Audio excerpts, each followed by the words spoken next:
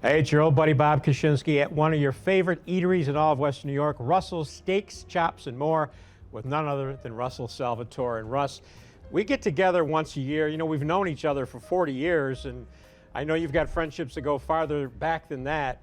I've known you for 45 years, and you've always been a great, great friend to me.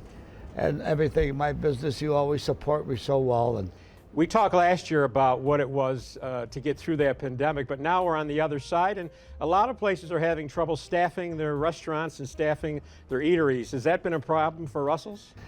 things have been a little bit tough getting back to, it's business hasn't been bad. It's changed so much. I'm not used to the change. The bar business has cut really about 50%. The dining room is doing pretty good, but there's nobody making reservations late like I'm used to eating. I'm used to eating a steak at 10 o'clock at night, and by 8 o'clock, 7:30, our last reservation is at 7:30. What's happened to the olden days where people used to go out, have a cocktail at the bar, sit down at 9 o'clock? I've never gotten so much sleep, for God's sakes. Maybe that's why I'm living so long. I'm in bed at 9:30 with my dogs every evening. But it's become very difficult. I can't get help like every restaurant in the city of Buffalo can't get help. Fortunate enough, the other restaurants don't have, I have a problem. I envy the other restaurants because they've helped themselves schedule-wise by closing Sunday, Monday. What a nice operation if you can close Sunday, Monday. You know, I know Sanalo Cheers, the boys out there, they said, Russ, I am living a normal life as a restaurant person. I don't care how much we lose, but it's helped making the schedule. We can't close because of the hotel. You know, and sometimes we don't do money dinners at night, but because of 8 or 10 people. I don't know what direction to really go. I have an ad that I've just called all the schools, and the little parts, busboys. I'm a restaurant that featured service. In order to give service, you need busboys. There's nobody there to water the glass, take the dirty dish away, this and that. I missed that part of the business. Everybody has the same food. Everybody has a great food. I have the best service.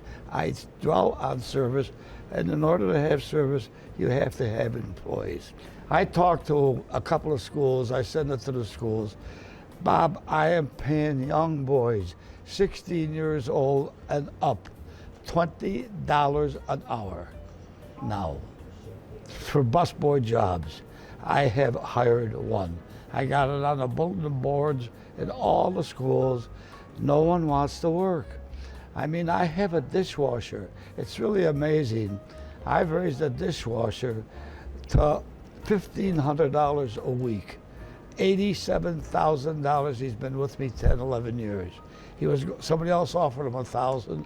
I said, stay with me. I gave him $1,500 a week. $87,000. I have a young matron who just wants to go work for a bank after having an education for all those years. To get a position like that, he started at $56,000. How can a dishwasher be worth more money than a person that's going to work for a bank? Don't make sense, does it? No, and we've talked about this. What you pay your employees is outstanding. And yet, prior to the pandemic, did you have problems hiring people prior to the pandemic? No. I mean, I think who the advantage went to the people that were making minimum wage. The pandemic made them from minimum wage to double minimum wage. Right. My chefs were making $17, $18 an hour. Now they're at $22 an hour. At $22 an hour, it comes to about $900 a week. If they put overtime, that $20 an hour comes to $30 an hour. That's an awful lot of money for putting a steak on the plate. Well, when people find out what you're paying the dishwasher, you might get more applications after this airs. You know what? We get dishwashers come in, they get their first check, they disappear. I've never had such turnover. I don't even know the name. So many people in the kitchen, I walk through it, and they say, who's this guy? I'm the owner of the property. Nobody knows who I'm, Russ Salvatore. You know, it's it's very, very discouraging. No kidding. I talk with Mark, my partner, and we just discontinued banquets. I had to discontinue banquets. I don't have a banquet chef, and my banquet waiters don't want to work. I don't know why. I don't know if they're not collecting unemployment. Right. They just don't want to It's a work. mystery. Yeah. A lot of your friends, I've talked to other restaurateurs like Dennis DiPaolo and Lou Billatier Jr. and Mark Hutchins from Hutchins. You know, they're all facing the exact same issue. They've just lost employees, and the employees haven't come back. And you're right, and people aren't dining as long, as late hours as they were, so the staffing is short. You see, they have the advantage. You take Mark, Dennis, so forth. They got family. You're talking to a guy that's 90 years old. I can't see good. If I had that problem, I'd be in the kitchen. I'm 4 guys. Right now, I can't do anything. I got to depend on my chef showing up. You take Mark. Mark is one of the finest cooks in the city. He's in his kitchen. Right. That's why he's doing such a great job. You've got chef owner. Those are all the restaurants that are successful. My grandson down at Salvatore's, he's a young kid. And he went to college. He knows how to work the percentage. But I mean, he called me, he said, Dad, Grandpa, I got a good new chef. He called me the following, I fired him. He come in on drugs, never showed up in time. Who's doing it? I'm back in the kitchen. He's back in the Wow. I was great in the kitchen when I was younger. I could beat any chef because I love it. I wasn't working for a paycheck. I was working for the money, but I was working for the prestige of being one of, you gotta love what you do. Robert, there can't be an older person in many years as this is my 72nd year as a restaurateur. I started when I was 17. There was nobody stupid enough to be in it as much as I am. But I love every bit of it. I can't do nothing else. Well, you're celebrating your 89th birthday this year. I'll be celebrating. Celebrating your 89th birthday. You have talked about the fact that you've pretty much ignored most of your doctor's orders. Your diet is not what one would expect. No. You have a hard drink once in a while, if I can put it that way. You love red meat. What's your key to longevity? Maybe working. I get up 7 o'clock in the morning. I work till 2, take a nap, have 3 or 4 cigarettes before I take the nap. Get up, come back down, eat a steak at 9, go back up, 3 or 4 cigarettes, take a nap. And it's the same routine every single day, 7 days a week. I mean, you know what? I didn't even keep my doctor's appointment last time for a physical because she's going to holler at me, you know, saying, you got a little bit like, how much longer can I live? I mean, I really have lost so many friends of mine during the COVID that I want to talk like a jerk. I'm losing desire to live, Bob. Really? Yes, I'm getting tired. Wow. You know why? I'm at the bar every night, no one to talk to anymore. I've lost about 10 to 15 guys that were in here every night to have a steak with me. You know, you take Joe Jamba, he's gone. Danny Rolay, I can name a bunch of them that have been spending a lot of time with me here. I'm by myself at night. I swear to God. You know what? I went to the doctor and I asked him, Doc, I could sit down, I could fall asleep at a red light. And I asked the doctor, why is it that? He says, you know why? Sleeping is escaping. I go up and I put the paper in front of me, I'm in sleep in 30 seconds to escape. I could sleep on a dime, no kidding. And I think he's right. You sleep as you get older to escape. You lose family, you lose everything. The mold has been made wrong. It should be once you get older, you become healthier, and when you're young, Right. you gotta, too bad. I've had a relative of mine tell me that the golden years aren't what they were advertised to be, and I think a lot of people find that out. I think most people would be shocked to hear that you have no one to socialize with at night. I think most people probably feel that they're bothering you if they come up to you at the bar or whatnot, but a lot of your good longtime friends are gone. They're gone. They are gone. They are gone. They're gone. They're not drinking no more. They're staying home. I mean, don't you find yourself, as you get older, you stay home more? I'm used to Yes. going out. I mean, if somebody, I'm not going to go to a restaurant. I mean, we went to a restaurant, a buddy's mine stopped, we went to a restaurant the other night. We got there, it was about 8:30, quarter to 9. You know what? We were the only two guys Right. in the place. Everybody ate already. You find yourself eating a lot earlier? Yeah, I find myself, my wife and I eat earlier. We joke about it, but we do. And you and I have talked about some of the great restaurants in West New York that were open till later at night. Places like the Cloister on Delaware Avenue. I mean, you know, those were destinations, much like your restaurant here. Celebrities came into town, they had to go to the Cloister restaurant or others like it. Yeah, oh, definitely. I mean, I'm used to going out when going out for dinner meant dressing up. Right. What hurts me about the industry now, people are going out for dinner. You got younger people, a lot of people going out for dinner. It's changed so much. The person that spends a lot of money is your host. You get the salesman traveling. They come in, they're on an expense card, and nothing to average $150, $200 a head. That diner is gone. You're down to about $75 check average a person. Our business has dropped off, I would say, a good 40%. Our hotel is never at 100% capacity because of the Canadian border.